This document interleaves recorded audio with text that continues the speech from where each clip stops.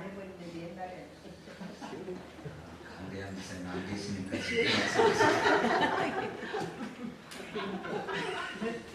할렐루야.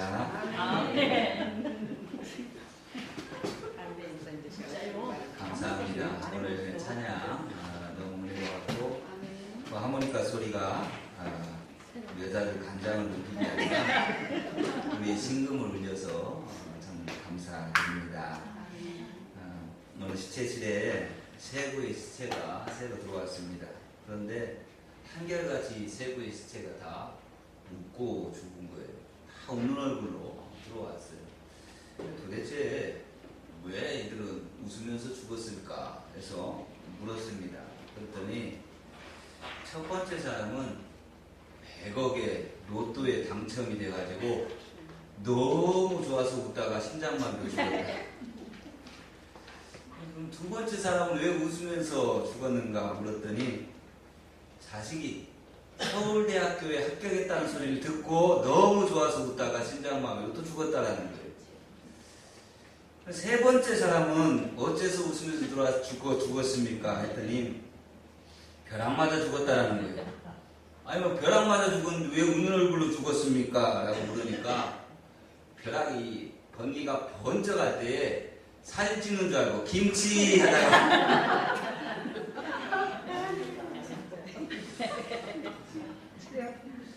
웃으면 복이 옵니다. 일소일소 일로일로 말하죠.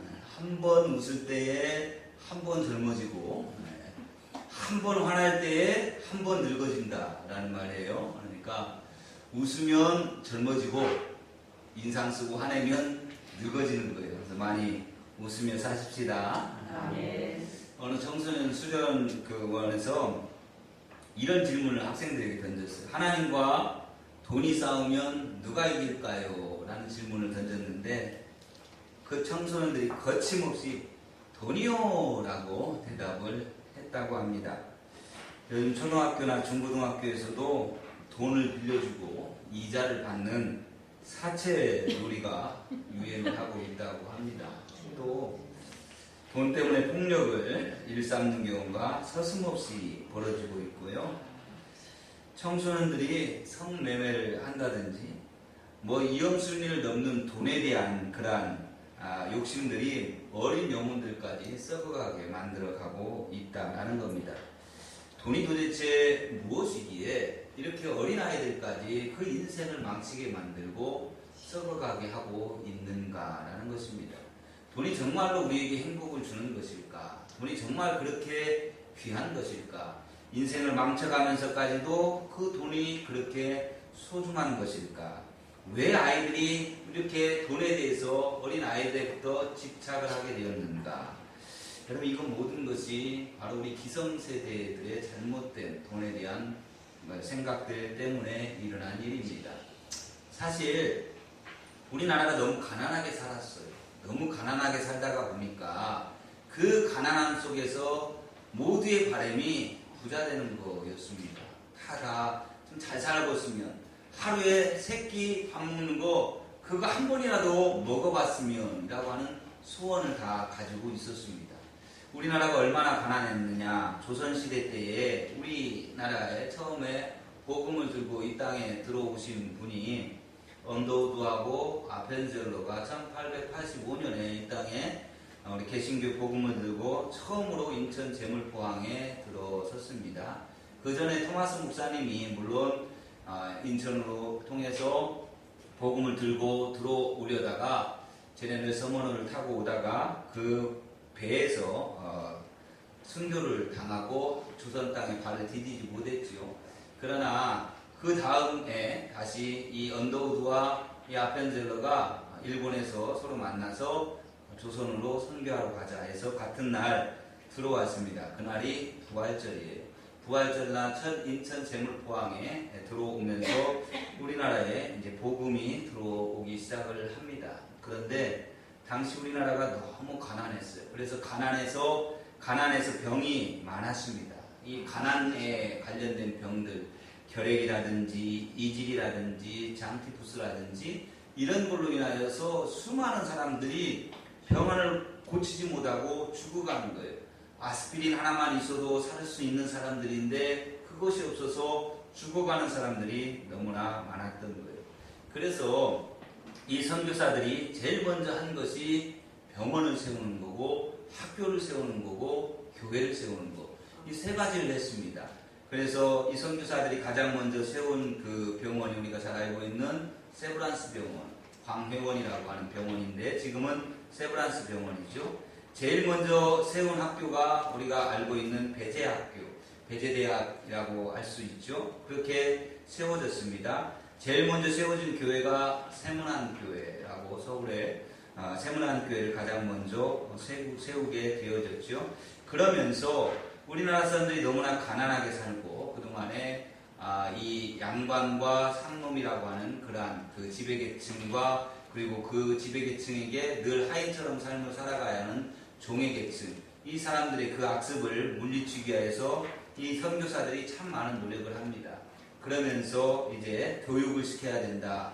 배워야 잘 살게 되어진다 라고 하면서 교육을 시키게 되었고, 그래서 일자무식했던 우리 조선 사람들이 공부하기 시작을 했습니다. 그래서 공부를 하고 배움을 갖게 되면서 이제 잘 사는 세상으로 변화되어져서 지금은 정말 세계에서 내놓을 만큼의 잘 사는 나라가 되어졌습니다.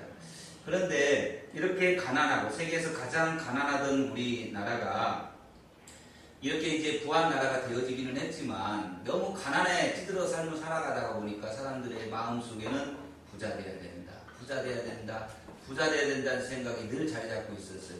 오죽하면 TV 광고에 부자 되세요 라고 하는 광고를 했겠습니까? 그 말을 듣는 사람들마다 다 좋아했어요. 오죽하면 교회에서도 인사가 부자 되세요 라고 인사를 했어요. 그러면 다 아멘! 부자 되라고 하면 다 그렇게 했단 말입니다. 그런데 지금은 이제 우리가 부자가 되었습니다. 목사님 뭔 말이에요? 아직도 가난에 쪄들어가고 삶을 살아가는데요 라고 말하시는 분도 있습니다만은 물론 상대적으로 우리보다 부자인 사람들을 바라보면 우리는 부자가 아니지요. 그러나 상대적으로 또 우리보다 가난한 사람들을 바라보면 우리 정말 부자입니다.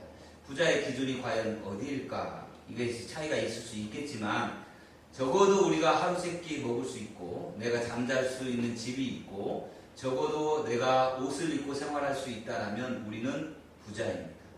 적어도 우리 집에 텔레비전이 있고 그 텔레비전을 볼 수 있다라면 우리는 세계에서 8% 부자 안에 들어갑니다.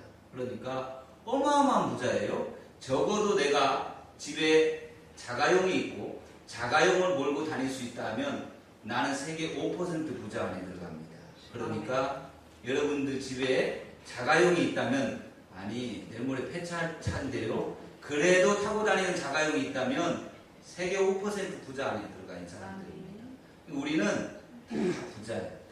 다 부자인데 상대적으로 우리보다 부자인 사람들을 바라보면서 되게 부러워합니다. 그러니까 자녀들에게도 공부하는 목적이 뭐예요? 야, 너 공부해갖고 성공해야 돼. 그래야 부자 되지. 그런 거예요. 부자 돼야 잘 살아야 돼. 잘 살아야 돼. 엄마 아빠는 얼마나 가난하게 살았는가. 찢어지게 가난하게 살다 보니까 공부도 못해가지고 이렇게 이런 삶을 살고 있어. 너는 엄마 아빠처럼 되면 안 되지. 너는 잘 살아야 돼. 애들이 그러니까 공부하는 목적이 뭐가 되냐? 돈 벌기 위해서 공부하는 목적이 세워진 거예요.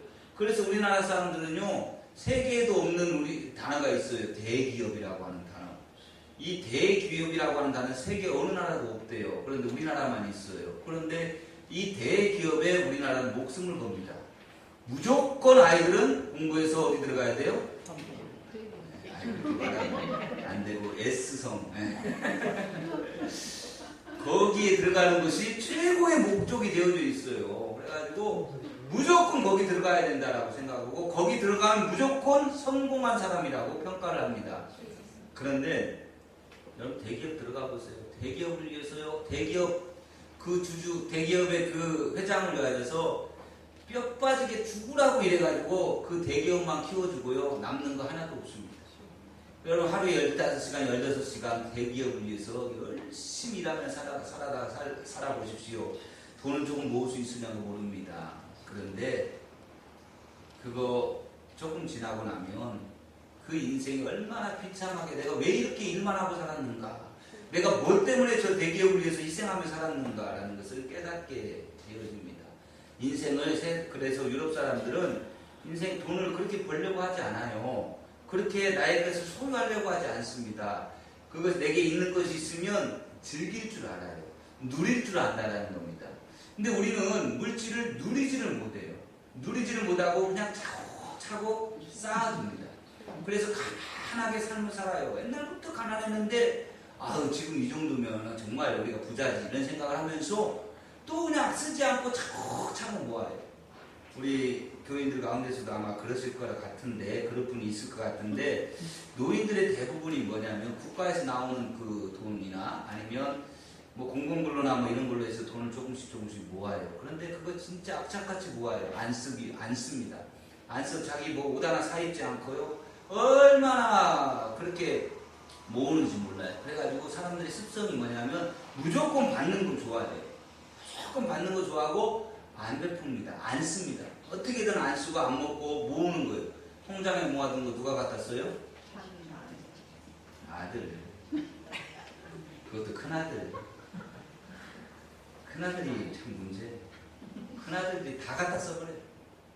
어떻게 안 했지? 엄마가 몰래 감춰놓은 통장까지도 어떻게 알고 다 가져다 써요. 그러니까 심지어는 집에 장판 밑에 숨겨둔 돈까지도 다 알아가지고 가져가서 다 써요. 그래서 그렇게 모아가지고 안 써서 모아가지고 그 자녀들이 또 다 가져다가 쓰게 되어지는데, 그 자녀들이 그거 가져다가 써서 잘 되면 좋잖아요. 안 돼요. 그런데 안 된단 말입니다.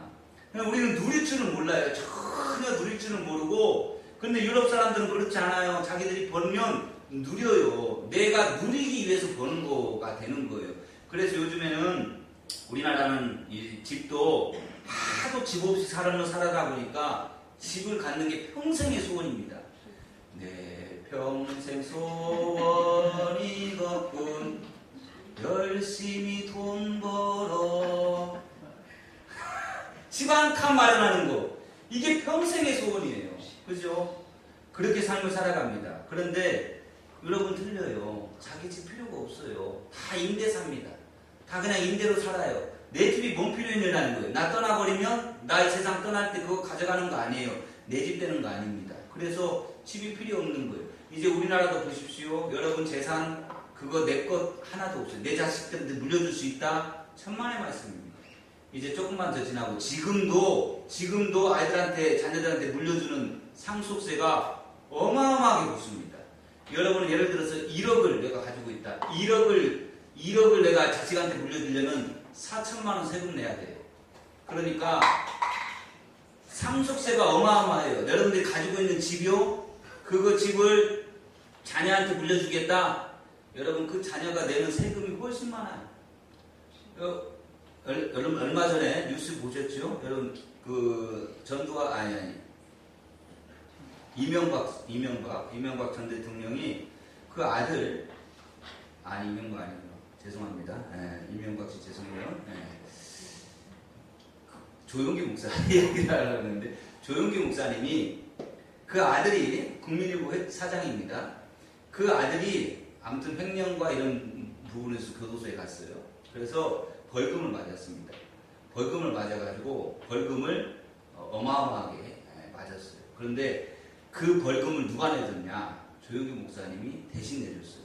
대신 그것도 교회에 뭐 장모님들한테 뭐하고 상의해가지고 뭐 교회에서 뭐 대출을 받고 주고 해서 내줬다고 하는데 그것도 다 거짓말인 것 같고 아무튼 다 내줬어요.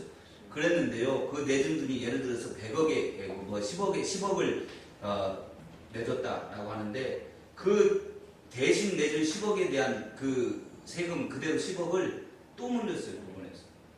그 돈은 자식 돈이다라는 거예요. 자식한테 물려주는 상속세를, 그 세금을 자기가 안 내기 위해서 그것을 대신 내줬다라는 거예요. 그래서 그에 대해서 그대로 괘씸죄까지 물어가지고 10억의 벌금을 때렸어요.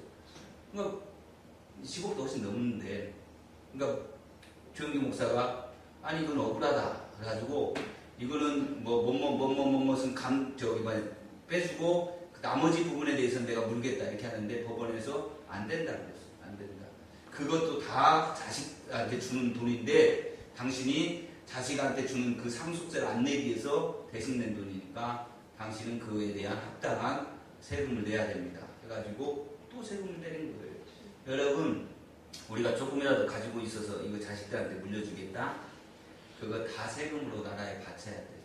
유럽은 벌써부터 그럽니다. 그래서 유럽은 다 자식들한테 물려주지 않아요. 물려줄 것도 없어요. 물려줘봤자 다 세금 내야 되니까 안 물려줘요. 그거 다 그래서 나중에 어떻게 사회에 다 환원하고 갑니다. 다 환원하고 가요. 그래서 저커버그라고 하는 사람 아십니까? 저커버그? 이름 뭐 그런 이름인데 이 저커버그가 페이스북의 창시자예요.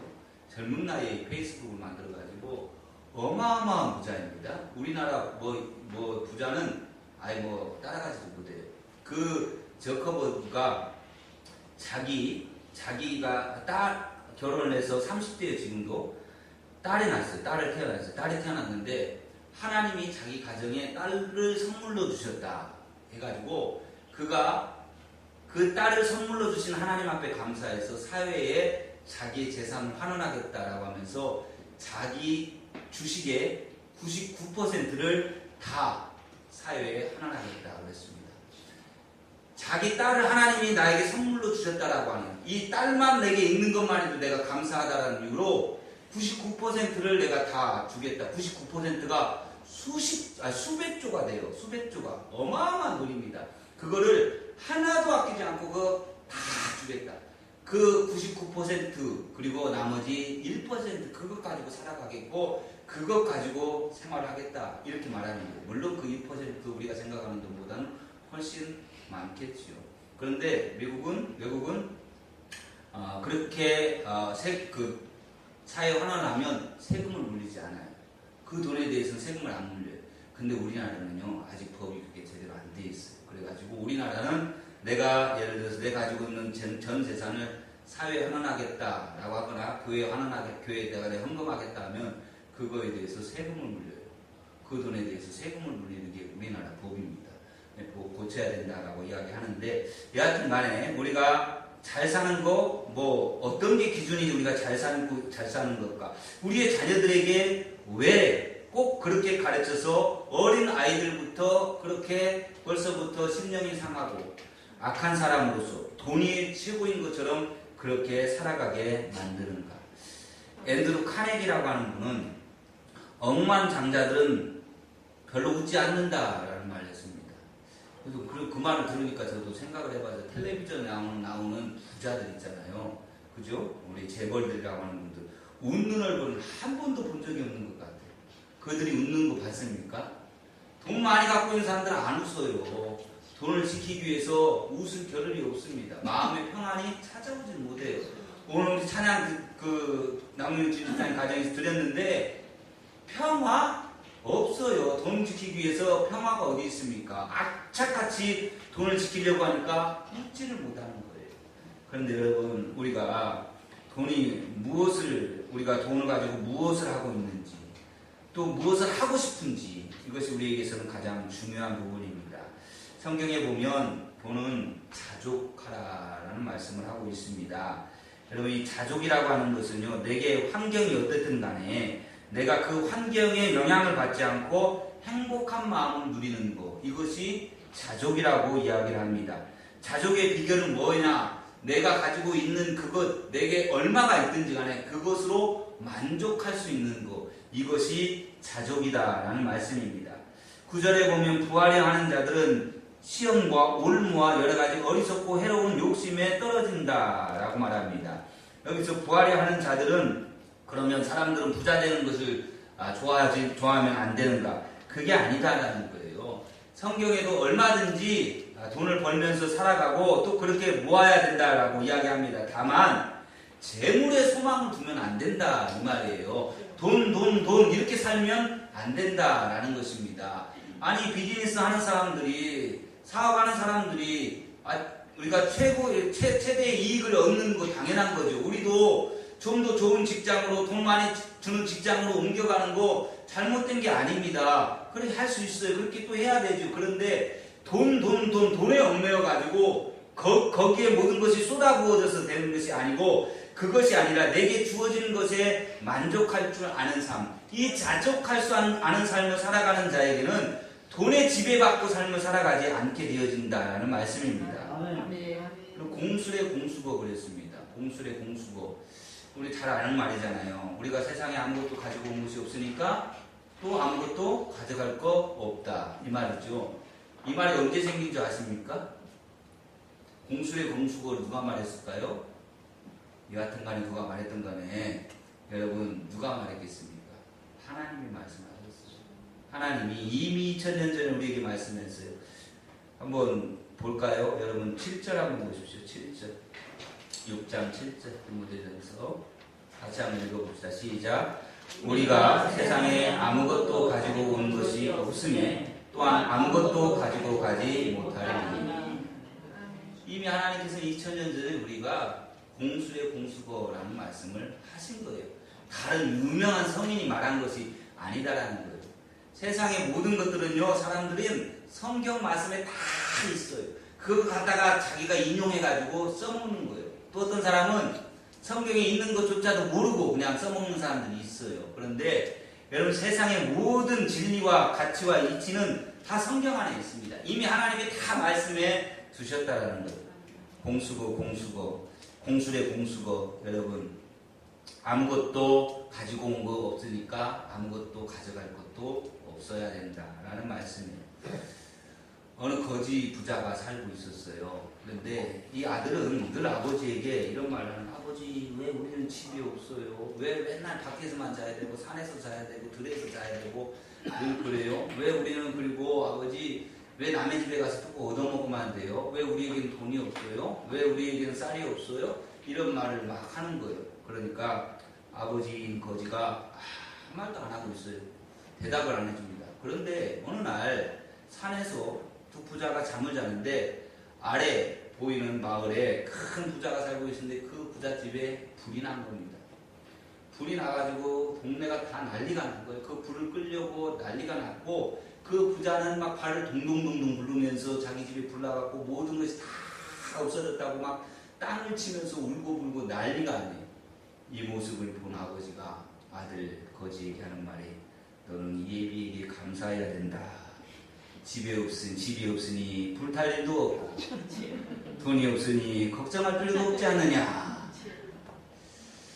여러분 우리가 거지로 살라는 말은 아니에요. 아무것도 이 땅에 가지고 온 거 없으니까 아무것도 가져가려고 하지 말아라 라는 것은 하나님이 이미 우리에게 말씀을 했다는 거. 그래야 우리가 자족할 수 있다는 거예요. 그 다음에 생활 필수품만 있으면 우리는 족한 줄로 알아야 돼요. 6장 8절 봅시다. 8절 같이 한번 읽어봅시다. 시작. 우리가 먹을 것과 입을 것이 있은즉 족한 줄로 알 것이니라. 여러분 우리가 입을 것과 먹을 것이 있으면 족한 줄로 알아라 라고 하나님은 이미 우리에게 말씀해 주고 있습니다. 우리가 삶을 살아가는데 생활 필수품만 있으면 그걸로도 족한 것은, 이게 바로 자족할 수 있는 그러한 비결이다 라는 것입니다. 이 부의 함정이 있어요. 부하려 하는 것은 이라고 하는 거, 성공해서 행복하기 위해서 더 많이 가지려고 하는 거. 이 부라고 하는 것은요, 사람에게 더 많이 가지려고 하는 욕심, 욕망을 가져다 주게 되어져 있습니다. 자유를 줄 것 같은데 물질이, 돈이 대신에 우리를 속박하게 합니다. 건강과 평안을 줄 것 같은데 상처와 근심만 가져다 주는 것입니다. 조금 더 가지려고 할 때에 결국에는 파멸과 멸망의 함정에 빠지게 되는 것입니다. 그래서 돈으로 침대는 살 수 있으나 잠은 살 수가 없다라고 말하지요. 돈으로 맛있는 음식은 살 수가 있으나 식욕은 살 수 없다라고 말합니다. 돈으로 아름다운 장신구는 살 수 있으나 진정한 아름다움은 살 수 없다라는 겁니다. 돈으로 멋진 주택은 살 수가 있으나 행복한 가정은 살 수가 없다라는 겁니다.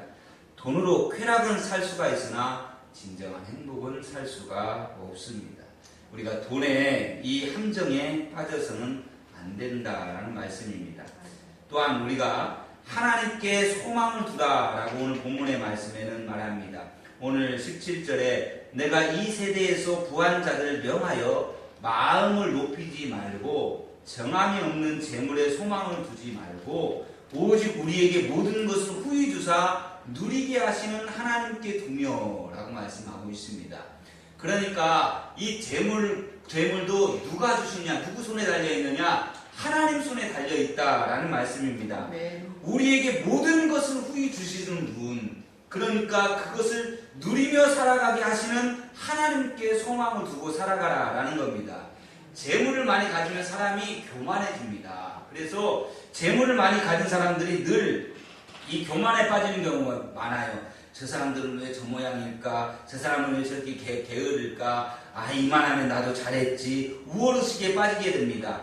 돈이 매력 있는 것이, 돈이 있으면 힘이 생기고 돈이 있으면 떵떵거리며 살 수 있는 교만함이 생기기 때문에 그렇습니다.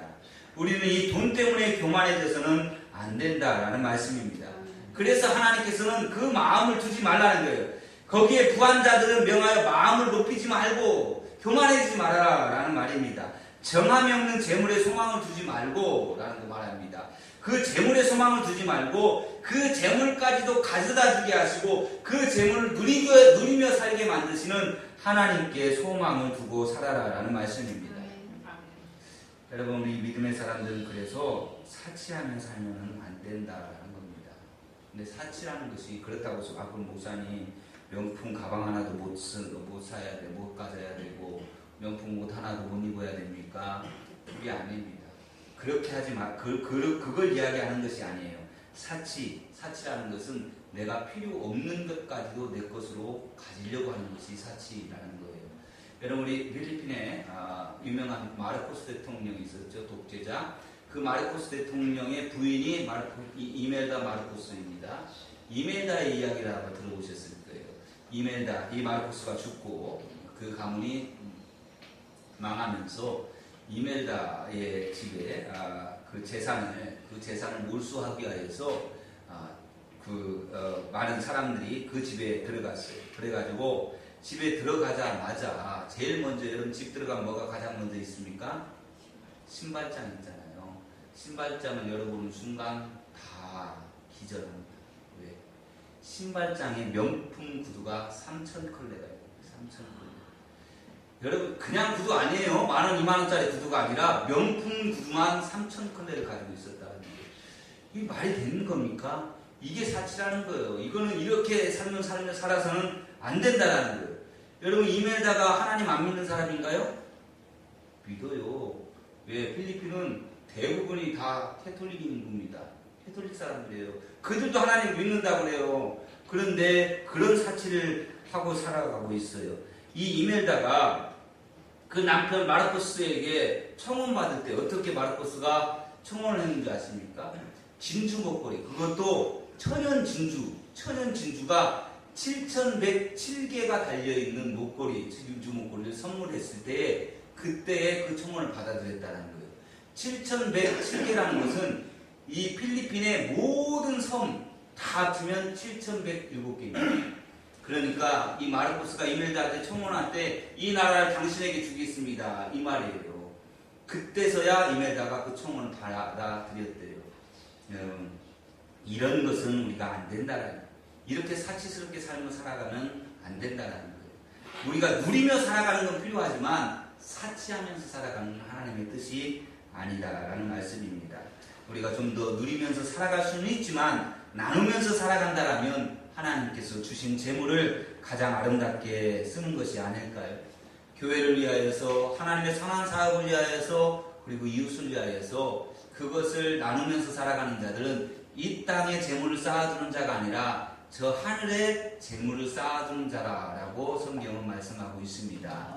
사랑하는 여러분, 우리가 가지고 있는 그 물질, 그것이 행복의, 축복의 그러한 물질이 되어지려면 우리는 그것에 자족할 수 않은 마음과 그리고 사치하지 않으면서 그것에 소망을 두는 것이 아니라 하나님께 소망을 두고 우리가 가진 것을 주님의 나라를 위하여서, 이웃을 위하여서 사용되어져서 하늘 창고에 쌓아둘 수 있는 지혜로운 저와 여러분이 되기를 주님의 이름으로 축원합니다.